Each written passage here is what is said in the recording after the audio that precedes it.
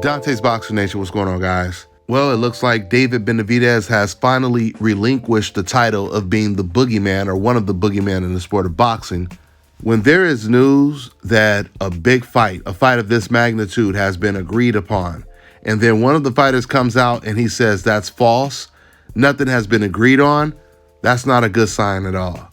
Right after it was reported that David Benavidez and David Morrell have agreed to all terms and they're most likely going to be fighting in October or November, David Benavidez comes out and he says, we haven't agreed to anything. We haven't agreed to anything. What Benavidez was saying is, no, slow down, guys. I never agreed to fighting David Morrell at all. You guys may recall David Morrell in his last fight, he knocked out his opponent in the first round and he called out David Benavidez, who was in the audience. He called him out. He even invited him into the ring, saying that he wants him next. You guys may recall David Benavidez's own father. He said that they had already signed a contract to fight David Morrell, Charlo, and Demetrius Andrade. So it's really confusing to hear David Benavidez say, we haven't agreed to anything. And because he said this, David Morrell is on his neck. Man, Morrell, he went in on Benavidez like no one has ever done before. He said David Benavidez is a big bitch. His dad is a big fraud, always talking like he's some tough guy, but he's just a small man with a little man complex. His brother wants to be a gangster who talks a lot of ish, but got knocked out by Crawford and did a horrible job in the movie Creed. The Benavidezes are a bunch of cowards. This is the guy you call the Mexican monster. He's a fraud. This is the guy everyone is building up. I see a fat, insecure boy. That's what I see. Benavidez couldn't walk down any street in Cuba without getting his shoes taken. Funny he calls Canelo a duck. Who's the duck now? End quote.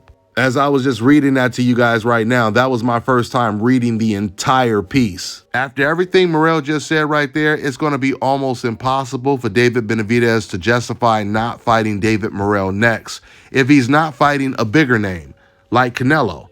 Because the Canelo fight, that's obviously the fight he was originally trying to make. They offered him a lot of money, Canelo, and he turned it down. So now that there is no Canelo Alvarez fight, the only fight that makes sense for David Benavidez would be against the regular WBA champion, David Morrell. And I can tell you guys right now, and I've been telling you guys this is actually the toughest fight. This would be the most difficult fight for David Benavidez, not only of his career, but I think it's the most difficult fight for him in the division. David Morrell, he's tall and long, just like David Benavidez.